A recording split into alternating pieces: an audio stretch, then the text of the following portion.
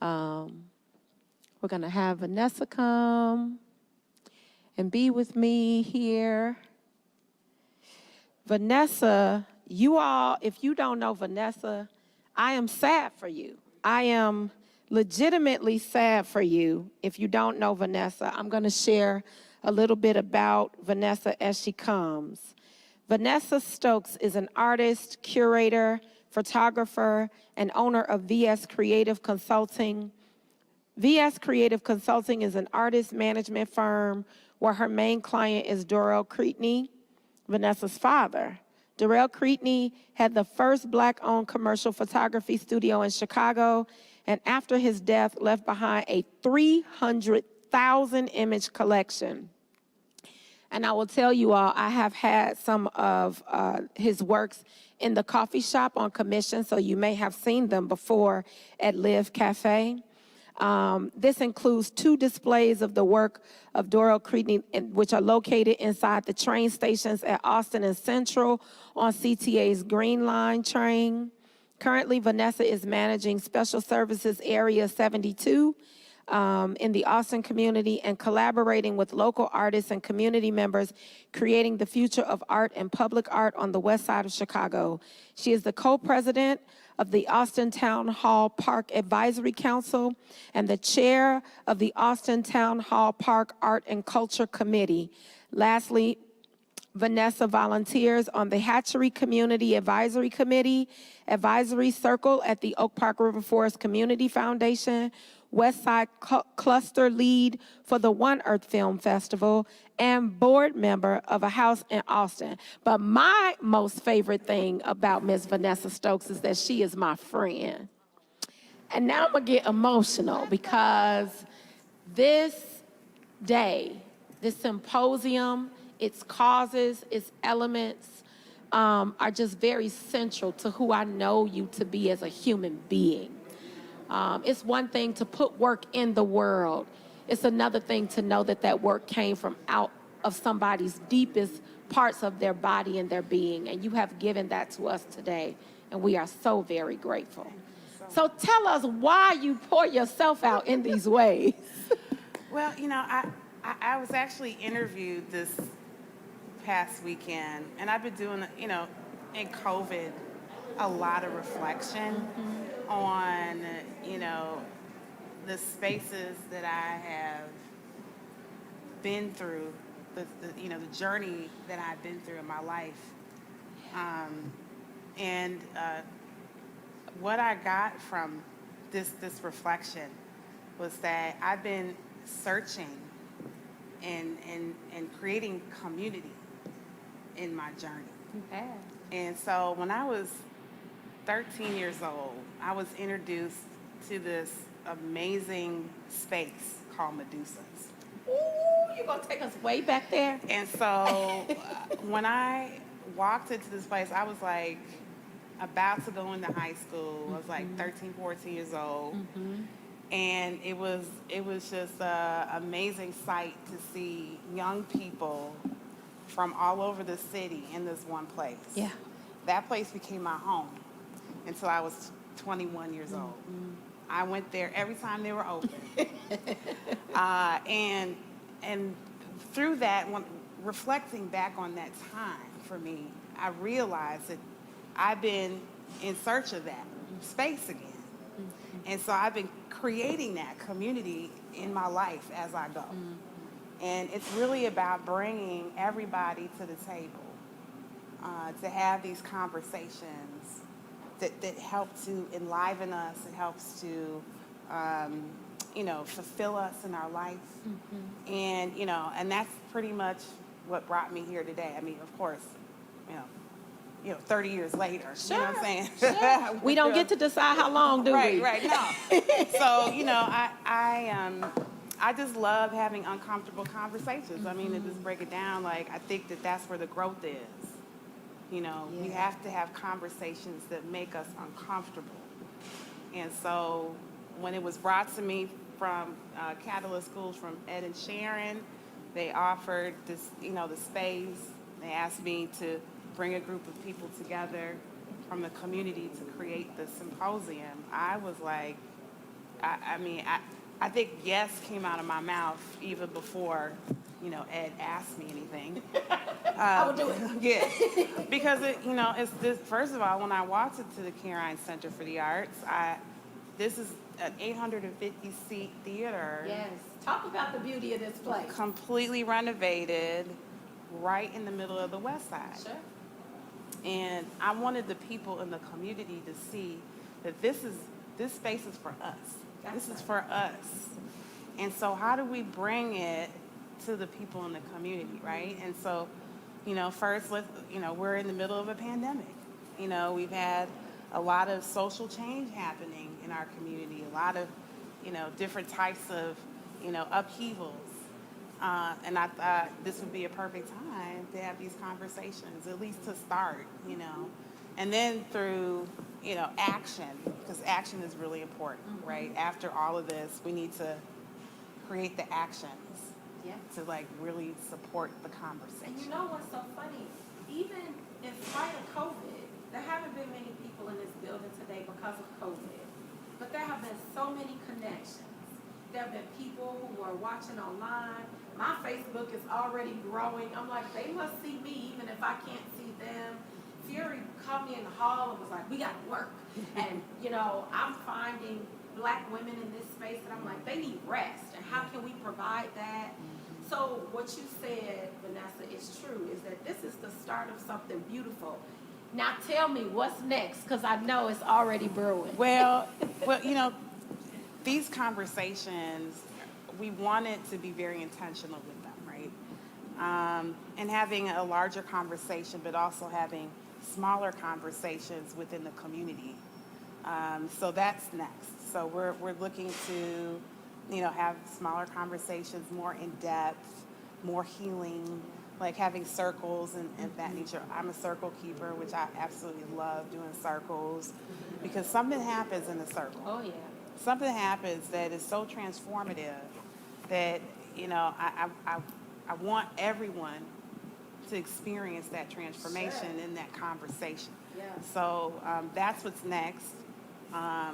And then, we would love to make this a yearly event, we would love to bring this to not only to the community, but to the city of Chicago and to the United States and to the world. Chicago is a very special place. It is. It's very special. We are we're the city by the ocean/lake, right? That's right. And so, and we have the largest body of fresh water in the world. That's why I won't ever leave the city. Because the resources here are unbelievable. It's something to be said, too, about this metaphor that you speak as we think about reconciling and being so close to fresh water. Yeah. Right? Yeah. And Black folks, we know something about fresh water, right? And the healing properties of being near the fresh water. That there's a resilience that emerges when you're by the water, right? And we've been by the water this whole time. And in spite of the narrative that is constantly perpetuated on the national level about our city, about our neighborhoods, right? We know that there's something beautifully fresh about this water, right? And this healing power that we have in our communities. And I think the symposium really does a good job of calling us back to that narrative and reminding the city, if not the country, that we are more than the last story that has been told about us, right? Yes. That this is not a symposium, this is not just a gathering for gathering's sake, but you speak to the reconciling power of it. And so what do you want us to do? We're about to leave this place. Well, first, I would love for you all to, if you haven't already, go to the KarineCenter.com and check out the website. I'm on Facebook, Vanessa Stokes. You can go hit me up on Facebook. Yes. And, I'm really open to working with pretty much anyone. This is true. And, I think this is a great time for us just to look within ourselves to see how we can make an impact immediately. like right in our own homes, in our own, communities, on our own blocks. Like, knock on your neighbor's door, say hello. You see somebody on the street, you make eye contact with them, say hello. Those little things, they make a difference. That sounds like everybody can participate. Yeah, everybody can Sure. participate in just being human. Yeah. And those are just acts of kindness that I think are important for us to stay connected, especially now, dealing with the fact that we're so isolated in our houses because of COVID-19. I think this time is really about how do we stay connected to each other, to our families, to our friends, to our communities, and to the society. We just had election night, a couple of days ago. And I think that the surprising thing for me, living in such a, inclusive, like, space, I was very surprised by the amount of people that voted for Donald Trump. And so that shows to me that there is a disconnect. There is a disconnect in our country. And I think having these kinds of conversations really help to reconnect us and help us to deal with who we are. Well, I will tell you, sister, no better timing Yes. than a symposium this week. Yes. I am personally grateful Yes. for the balm of healing that this Yes. Immediately provided for me. And I'm going to turn it over to you because I really want you to close us out. But I want to first thank you on behalf of the entire community. You didn't have to, Vanessa. I know I did. And I know that we sometimes take each other for granted. Like, oh, we know Vanessa's going to take care of things, We could be somewhere doing other things with our lives, but we choose to be here and be rooted in our community and to be rooted in one another. And so on behalf of our communities, Garfield Park and Austin and Oak Park and Berwyn and Cicero and Forest Park and River Forest, and we touch all these places. I want to say thank you for this contribution you've made to our lives and our community. And I'll turn it over to you to close us out. Thank you so much, Rashida. Absolutely. So I just wanted to thank the K. Ryan Center for the Arts, Catalyst Schools, Ed and Sharon. I wanted to thank the group of folks that I brought together to create the Symposium Committee. There are about 10 or 11 of us. You can see it on the program, everybody's name. I wanted to thank just my family, my children for giving me space to be with you all today. Just my father, I want to thank my dad. My dad was a photographer and did such amazing work, and he passed away. But I want to thank him for giving me the space to really be myself and explore who I am. I have to say that was like the best gift that my parents could have given me. So I'm really excited for what's next. Keep your eyes on K. Ryan Center for the Arts. There's a lot of movement happening on the West Side with the Invest Southwest initiative by the mayor's office, the Soul City Corridor, which is Chicago Avenue from Austin to Cicero. I just want people to, especially in the community, to really reach out to your neighbors, to people that live on your block, folks that you might not have talked to in a long time. I think it's really important that we reconnect with the people that we care about. Thank you. And thank you, Rashida. Thank you for being here today. Thank you for all of the Hold on. We ain't done with the thank yous now. We're not done with the thank yous. So, speaking of on behalf of the K. Ryan Center, for both of you lovely ladies, couldn't have did it without you. We're so proud of you, and we're so proud that you chose us in our first venture with live streaming. I've been looking at it. It was beautiful. It was wonderful. It was all that we hoped for and more. And as a token of our appreciation, so much, I want to hand both of you off. We can't hug anymore. I know. you so much.